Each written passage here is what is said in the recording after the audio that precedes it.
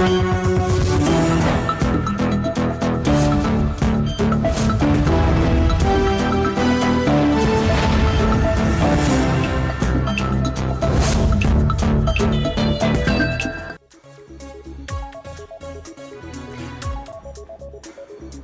is exactly 4 p.m. East African time. Thank you so much for joining us right here in TV47 News Now. Let's keep you updated on news shaping your world at this hour. Let's get the headlines.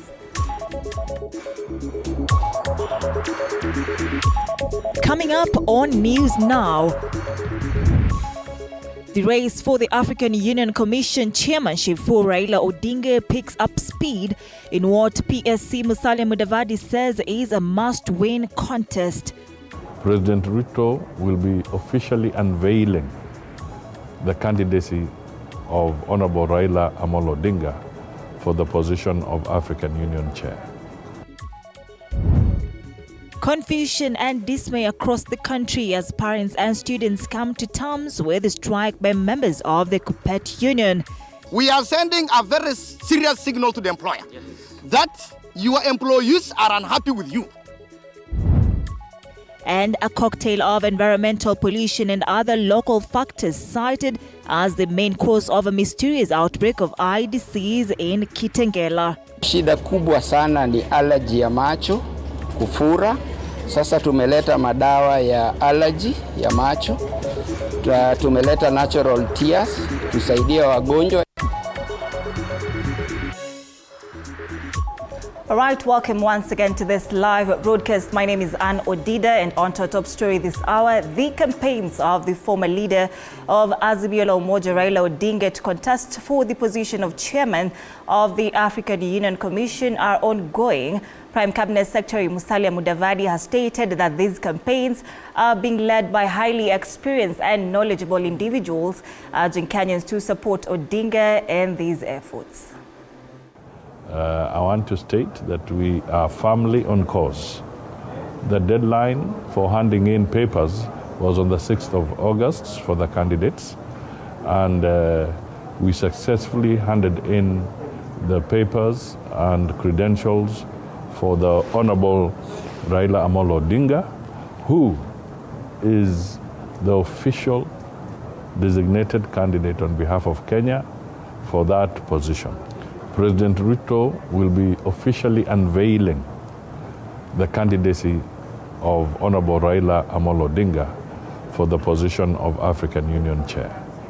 That is very significant because he'll be announcing not just to the Kenyan people, but to the continent and to the international community at large, that Kenya has officially endorsed the candidature of Raila Amolo Odinga. Now, following the Kenya Union of Post-Primary Education Teachers Kuppet nationwide teacher strike, parents of students in secondary schools are currently in distress because the majority of them had paid school fees and were prepared to return their children to class. Nonetheless, these parents urge the government to act swiftly to prevent these disruptions of the school calendar. Vibaya sana kwa hiyo mgomo ya shule juu sijui ni ya nini ama inamaanisha nini, juu tumetumia pesa yote ya kazi tukabaki bila kitu, pesa zote tumepeleka shule, alafu kujiandaa hiyo yote tunaambiwa ati watoto waendi shule leo. Tumekasirika sasa sana kama wazazi. Kama sisi wazazi tunataka watoto wetu warudi shule, maana kuna wenye wanafanya hata mitihani ya kitaifa, na tunaomba ya kwamba waweze kurudi na kuanzia ili watoto wetu waweze kunufaika katika mhula huu wa mwisho wa tatu. Nimeathirika sana kama mwanafunzi kwa sababu nilikuwa na expect my KCSE this year 8 weeks to come, na hii mgomo siwezi taka ikuwe. Now, the Kenya Union of Post-Primary Education Teachers, the Kericho branch, headed by Mary Rotich, took to the streets to demonstrate against key issues affecting teachers. Among their demands are the immediate hiring of 46,000 junior secondary school teachers that have been interning and an additional hiring of 20,000 teachers to address the current shortage, as well as the promotion of over 130,000 teachers who have been stagnated in their job groups over a long period of time. KUPPET are insisting that the Teachers Service Commission act swiftly to improve the education standards in the country.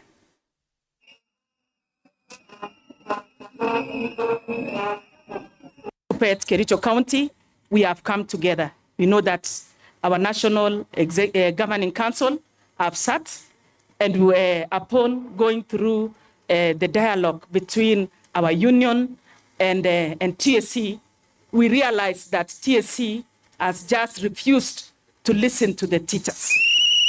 We realized that TSC did not even want to go through the list of our demands. And now that is why we voted in the National Governing Council 100% to go for industrial action.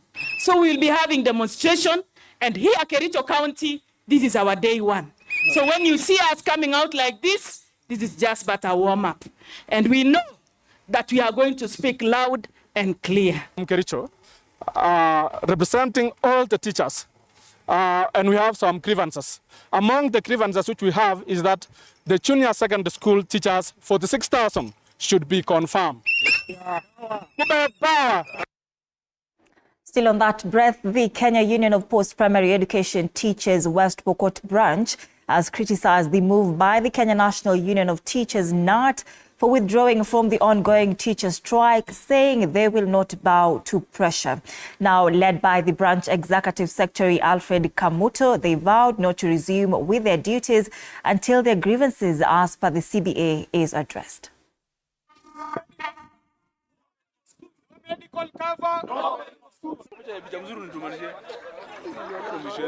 Kwa kauli moja sisi tumekuja kama walimu ya West Pokot kusema ya kwamba hatuwezi fungua shule kwa sababu tunataka haki ya mwalimu ifanyike. Tunataka TSC na Government of Kenya wa confirm walimu ya KSS into permanent and pensionable. To the parents of this country, we are telling you that kindly please stay home with your children. My appeal to this government is that we have teachers who are in acting positions. Teachers are in acting positions as deputies and principals in these ASAL areas. And in these ASAL areas, they are not even paid the acting allowances or the allowances. So we want the teaching profession is not an acting, it is not a movie. We want them to be confirmed as substantive deputies and principals. President William Ruto yesterday held a town hall meeting with various stakeholders in the education sector at the KICC Hall to discuss concerns about the new university education funding model, which categorizes students based on their economic status and the aid they are entitled to receive. Speaking during the forum, Ruto emphasized that the system aims to support students with the greatest needs, acknowledging the challenges where students have been placed in incorrect categories, and urged affected learners to submit their appeals. You are capable of facilitating and capacitating the reconstruction of this new funding model to be worth for us. Please do. Thank you. Amount that we are funding our universities from an average of 45 billion shillings every year to 82 billion shillings every year. That is the quantum of additional resources we are making available both for help, for scholarships that go to our universities. The biggest challenge that universities had was that they had inadequate funds because the government promised that they would sponsor students, both loan and scholarship, up to 80%. But they didn't meet their end of the bargain. In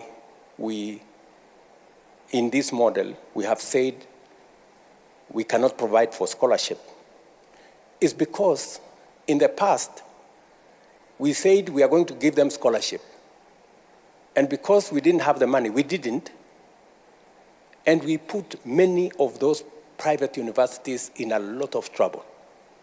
So I think the position should be, until we are sure of an income, and we have many ways of finding out an income, whether they are doing a good business, we can collect a lot of information from KRA and all the other agencies, Kenya National Bureau of Statistics.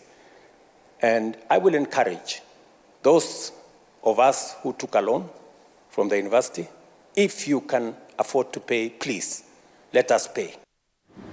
And our schools reopened for the third term. Students in Kakamega County who had conceived while still in school and were given the opportunity to continue their education after giving birth have been encouraged to work hard in their studies in order to secure their future livelihoods. Speaking at an event that brought together these students who are sponsored by the Kakamega Governor's wife, that is Professor Janet Baraza's foundation, in collaboration with various organizations, Mrs. Baraza urged the young parents to be role models in their community and to set a good example for others, sentiments which were supported by other stakeholders.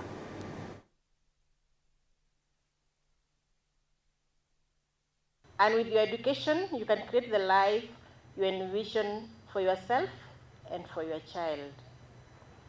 Just remember, your major role in school is to achieve academic excellence and become productive citizens in future. We cannot keep blaming them for the little mistake they made. It's a mistake, yes, but let us encourage them. Let us embrace them, not stigmatize them. That all the multi-stakeholders in the industry, from education to judiciary to the Director of Public Prosecution, are actually doing their job to make sure that perpetrators and abusers of young girls are actually brought to book, and that we can actually reduce the incidences of sexual and gender-based violence. Iwapo kuna mtoto ambaye amepachikwa mimba na mtu mzima, ni lazima huyu mtu achukuliwe hatua. Na mimi hivyo ndio ninaamini Busia, ya kwamba mtu yeyote ambaye amelala na mtoto akampachika mimba, hata kama alidanganya huyu mtoto akafikiria ya kwamba ni boyfriend, they are in love, huyu mtoto ni mchanga sana na hana ule uamuzi wa kusema ya kwamba ako kwenye mapenzi. A section of Embu leaders have vowed to oppose Bursary merger that will not make education free and easy to access for learners in rural areas. Speaking at Mungao Full Gospel Church of Kenya, Mbeere North, Member of Parliament Geoffrey Ruku stated that it was a good idea to merge education bursaries, but insisted that the formula of allocation must take into consideration learners from marginalized areas, while also urging the teachers to give dialogue a priority in order to ensure that learners are not affected. Yes, the National Assembly will look at the interrogation, will look at the proposals, whether we are going to merge all these bursaries to ensure we are free basic education, we are free tertiary education. What I propose is this. Kama kuna maneno ya kuleta bursary zote pamoja, ili shule zote zikuwe free of charge, me I support 100%. Mashule zikuwe free, watoto wetu wasome bila kuulizwa hata shilingi moja. Lakini kama tunaweka pesa pamoja, ndio irudi serikali kuu, ianze kupewa process kubwa ya applications, in a way that mtoto ya Manyata hatapata bursaries, akihangaika huku atakuwa anapiga milango, then me I am totally against it. All right, away from that, the 7th Pacesetters International Awards will be held on the 31st of August 2024 at the Agile Hotel in Nairobi, late this week, to honor industry leaders for their innovation and high-quality goods and services, job creation, exemplary leadership, and contributions to societal transformation and economic growth. Speaking during the press briefing in Nairobi for the 7th Pacesetters International Awards 2024, Jared Ondo, Executive Director of Jubilant Stewards of Africa, said that they are fortunate to highlight such a platform to the industry leaders that demonstrate brilliance.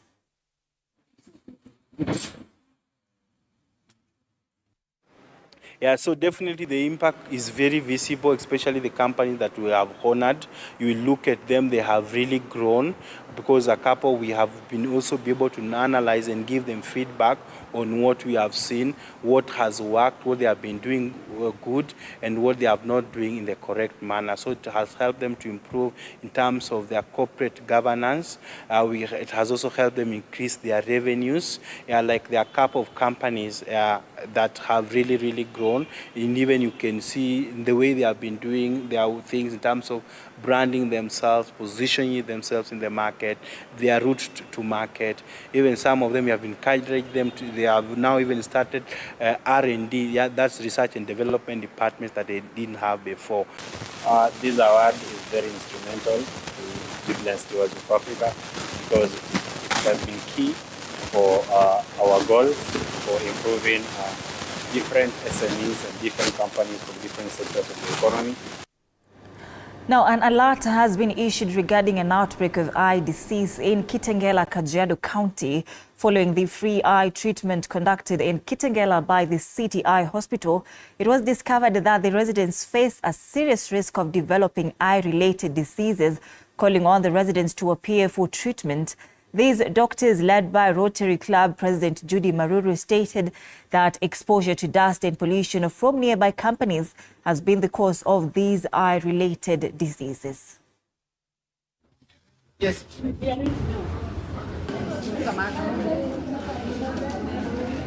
Na leo tumehudumia watu zaidi ya 1000. Ile sababu kwanza tumefanya hii matibabu ni mwaka uliopita tulifanya hii matibabu na tukaona watu wengi wa Kitengela wanahitaji hii huduma.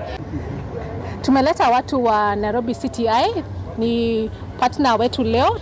Tunahimiza wakazi wa Kajiado wawe wa regular checkups, kwa sababu hapa tumezingirwa na factories, kuna vumbi nyingi sana, the environment is basically polluted. So tunawahimiza wakazi wote, wito wetu kwenu, tafadhalini muangaliwe macho, kwa sababu ni rahisi sana kupoteza macho. Unaweza keti hapo unafikiria tu uko sawa na kumbe hauko sawa. So tunawahimiza mwe mnakuja muangaliwe macho, ili kama kuna shida yoyote muweze kutibiwa mapema. Shida kubwa sana ni allergy ya macho, kufura. Sasa tumeleta madawa ya allergy ya macho. Tumeleta natural tears tusaidia wagonjwa ili wasijikune macho, na tumeshirikiana na City Eye. Wale wako na ugonjwa ya cataract hawatafanyiwa upasuaji leo, lakini tutawarifaa waende City Eye na watafanyiwa upasuaji ya macho ya cataract kwa bei nafuu. In efforts to improve the tea sector, the government has decided to form a task force that will provide key recommendations for the reform of the sector. Speaking at the Mamul Tea Factory located in the Belgut constituency, the Cabinet Secretary of the Ministry of Agriculture, Paul Rono, accompanied by the Director General of the Kenya Tea Board, William Mutai, stated that the main role of this task force will be to conduct a comprehensive review of the Tea Act of 2021.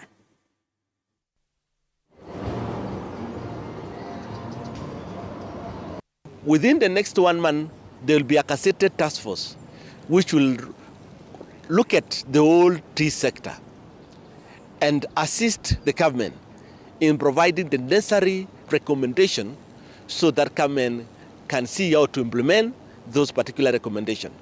Part of it we are looking at how can we also allow the tea factories to sell their tea directly, so that there is direct sale. If a factory gets a good buyer with proper mechanism in ensuring that those tea doesn't also get lost, the farmer's income doesn't get lost, we will be looking at how best we can allow the factories also to do what is called direct sales. And I want to request the farmers to really ensure that the tea they are supplying to the tea buying center meet the requirement of KDDA through the Tea Board of Kenya guidelines.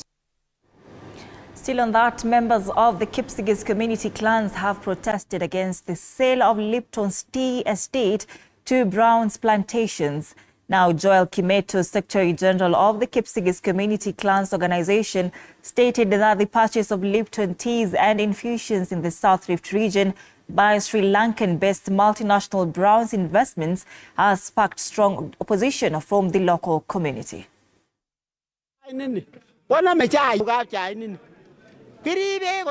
Sisi kama Kipsigis tumekuja kuongea juu ya mashamba ambayo tulinyang'anywa na wasungu. Tulikata kauli ya kwamba Lipton na Browns wakibadilisha mkono kwa mchanga wetu bila kuhusisha wenye mchanga ambao ni wa Kipsigis. Sisi tunasema tunalaani hiyo kitendo kwa sababu sisi kama wenyeji wa Kericho na Bomet counties hatukuhusishwa kwa hiyo mambo. We have our lawyers here in Kenya.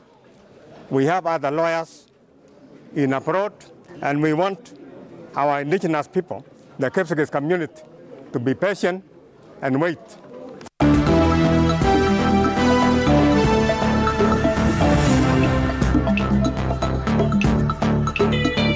Sports News.